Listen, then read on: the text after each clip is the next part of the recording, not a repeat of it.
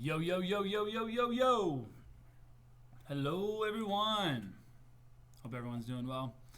This is Mr. G coming at you live from DePaul with a video about rational and irrational numbers. This is 1.1, part 2.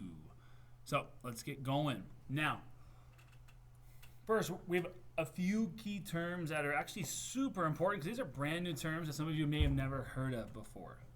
So we do need to know what a square root is, what a cube root is.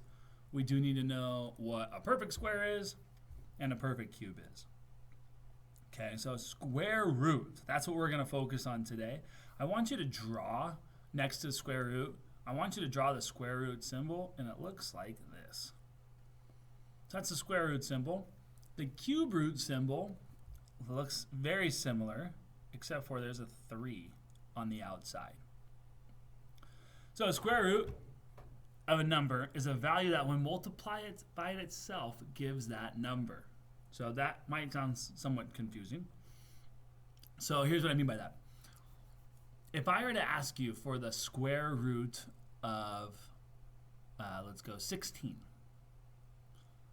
What I'm asking you is what number multiplied by itself makes 16? So what number, if I times it by itself, makes 16?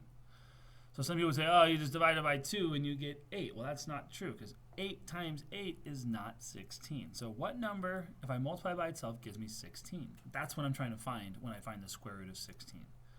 So the square root of 16 is equal to 4 because 4 times itself, so 4 times 4 equals 16. So therefore the square root of 16 is 4.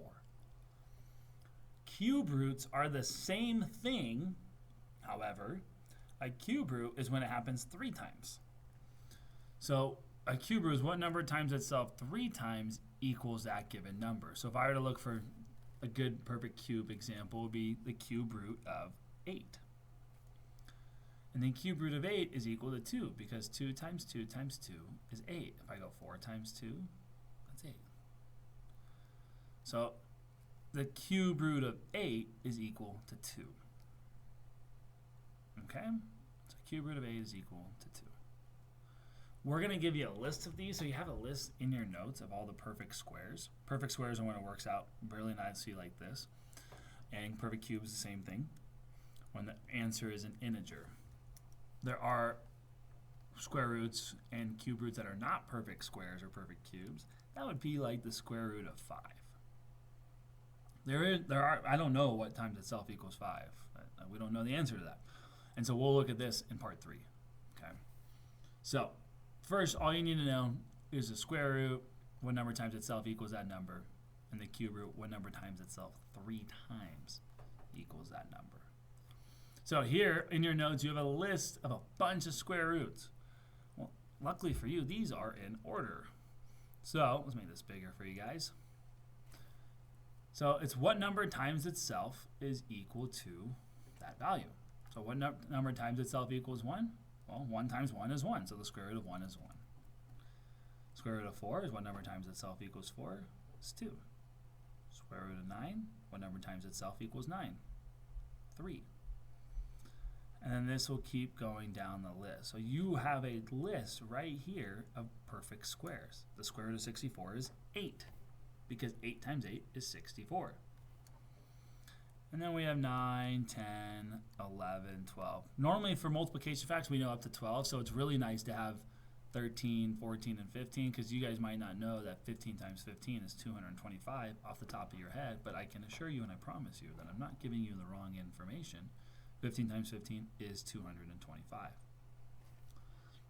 Now, these fractions on the bottom, when we do the square root of a fraction, it's actually the same thing as this, but what it is now you're just taking the square root of the top of the fraction, and you're also taking the square root of the bottom of the fraction.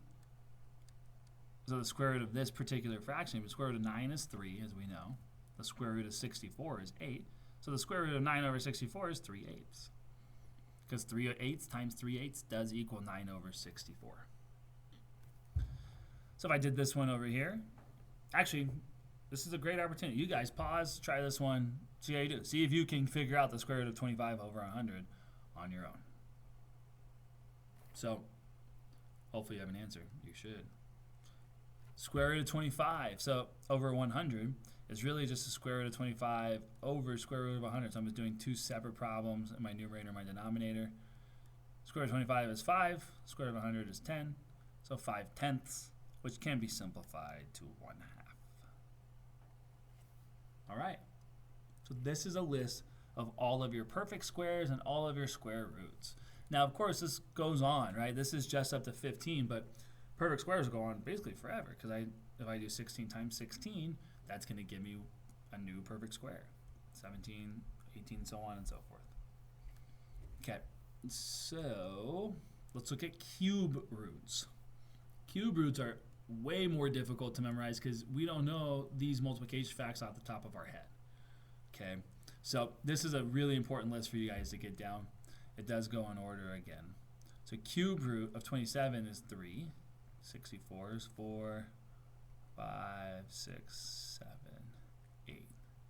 So again, that means this cube root of 1 equals 1 times 1 times 1 is equal to 1. 2 times 2 times 2 is equal to 8, right? So cube roots,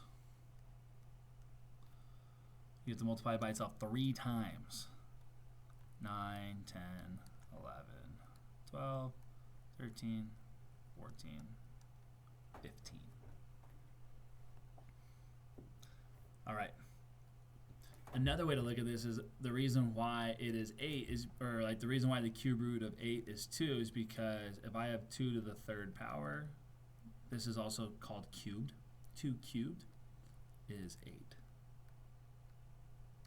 3 cubed is 27. 4 cubed, and so on and so forth. So like this 2 to the 3rd power is the opposite of the cube root of 8. That goes also with our square roots. Like we call them squares because 2 squared, or 2 to the 2nd power, is 4. 3 squared, or 3 to the 2nd power, is 3 times itself, which is 9.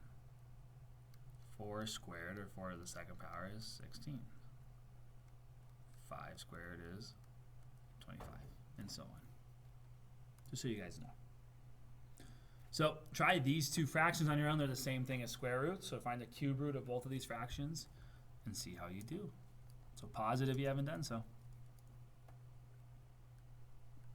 So this is asking for the cube root of 8 and the cube root of 1,000.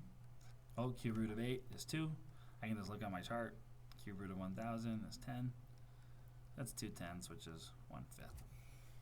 All done. Nothing else I need to do. Cube root of 64 is 4. Looking at my chart, 729. Let's see, that's 9. So this one you should have gotten 4 9ths. That's it. That's all I got. So, hey, things to remember. You do need to have this down. This is a requirement for your notes.